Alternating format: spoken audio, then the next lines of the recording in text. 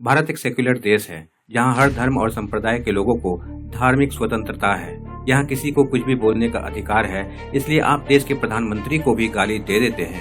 आप आज़ादी का नाजायज फायदा उठाते हैं और बहुसंख्यक धर्म के देवी देवताओं के बारे में भद्दी बातें करते हैं। क्या पाकिस्तान जैसे देश में लोगों को इतनी आज़ादी है?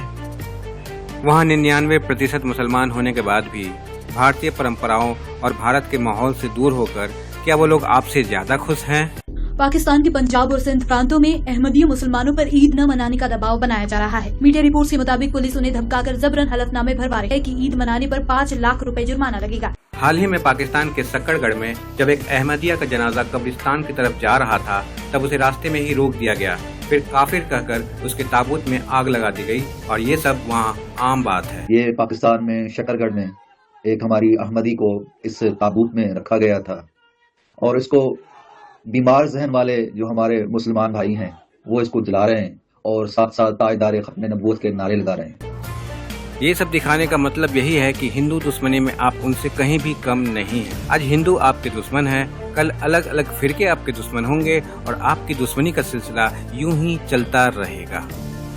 अल्लाह के सच्चे आशिक इब्राहिम के बलिदान को याद करके हर साल बकरीद मनाई जाती है, जिसके बारे में सबको पता है। पर क्या आपने इब्राहिम के दिल में जो प्रेम था उसको समझा, उनके बलिदान को अनुभव किया? जानवर को हलाक करने की हमें इजाजत नहीं है। कोई मजबूरी हो तो ठीक है, तो मजबूरी क्या है कि गरीब को गोश्त खिलाना। तो गरीब क्या है, मेरी मजबूरी है ही नहीं है। मुझे कौन से डॉक्टर ने कहा कि गोश्त खाया करो? मेरी मजबूरी तो आटा दाल राशन है, बिजली का बिल है, गैस का बिल है। पर कुर्बानी भारत, बांग्लादेश और पाकिस्तान के मुसलमानों के लिए आज सिर्फ हिंदुओं को ठेस पहुंचाकर खुश होने और दिखावा करने के अलावा कुछ नहीं रह गया है।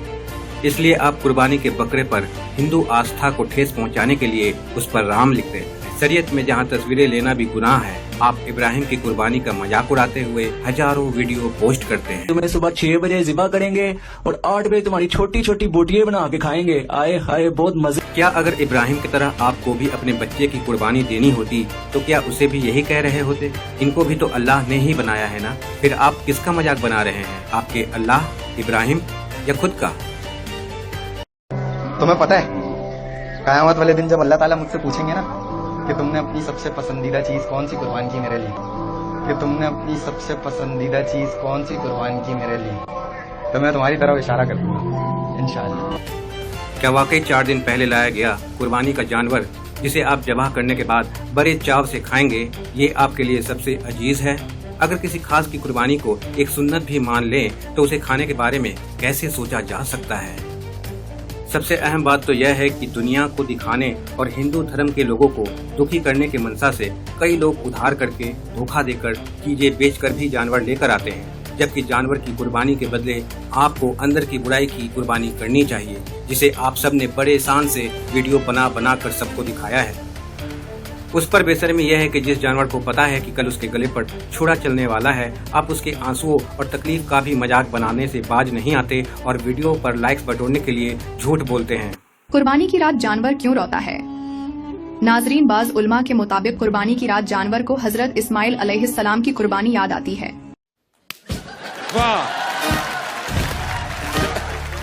हो सकता है कि हमारी चीजें आपको समझ नहीं आती है, कोई बात नहीं, आप 1500 साल पहले ही आए हैं। हमें भी आपकी जहालत और बेवकूफ़ी समझ नहीं आती, पर क्या ही कर सकते हैं, मजबूरी है, क्योंकि हम लोग एक सेक्युलर देश में रहते हैं। अगर भारत भी आज़ादी के बाद धर्म के आधार पर एक हिंदू राष्ट्र बना होता तो आज हमें ये सब नहीं देखना पड़ता।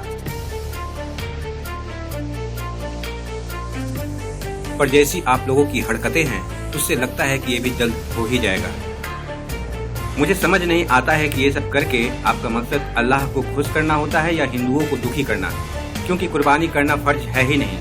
आप ये सब सिर्फ दूसरों के धार्मिक आस्था को ठेस पहुंचाने, परेशान करने और मांस की बोटियां नोचने के लिए करते हैं। मैं तो यही जानता था कि आपकी किताबों में लिखा है कि किसी के धर्म का मजाक मत बनाओ, वरना वो आपके धर्म का मजाक बनाएगा। पर आप लोग हिंदू धर्म का हर दिन अपमान करते हैं और हमारे भावनाओं को ठेस पहुँचा रहे हैं।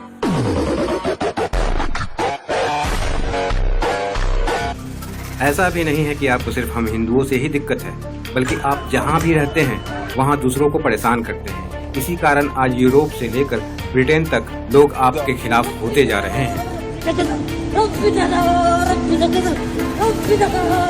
आप इंसान की जगह ज़ॉम्बी जैसा बर्ताव करने लगे हैं। आपको उस दिन से डरना चाहिए जब किसी को भी आपकी परवाह नहीं होगी। आपको सिर्फ एक वायरस माना जाएगा और उस वक्त आपकी चीख पूरी दुनिया में कोई नहीं सुनेगा, क्योंकि आपने खुदा के रास्ते को छोड़कर शैतान का रास्ता चुना है, जिसके बाद आपके साथ सिर्फ गलत ही होगा।